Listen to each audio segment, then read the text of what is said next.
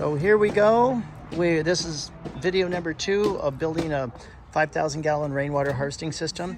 So this morning we had a gentleman over here is putting together these EcoRain tanks.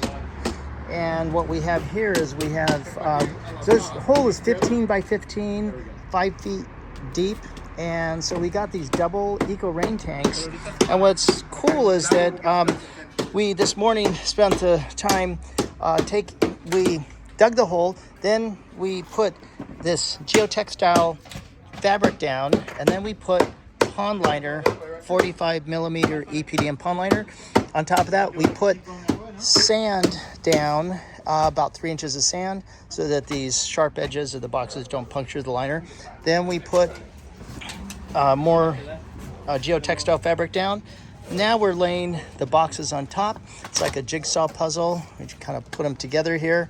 And we have a couple of, I guess, for a better word for it, it would be like a well.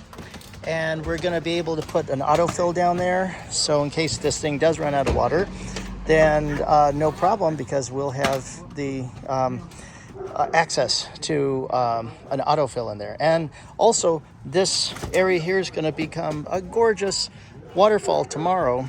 Don't think we'll have time today.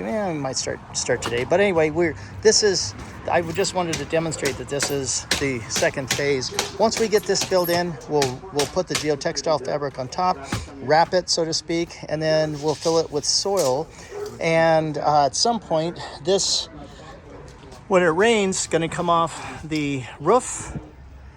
The rainwater used to go out to the street and out to the ocean. In this case, it's going to come into here, and it's going to capture the water for reuse. Okay, thanks for joining me. Mike with Enviroscape LA signing off. We'll do another video as we make a big progression on this to show how it's done. Thanks for joining. Take care.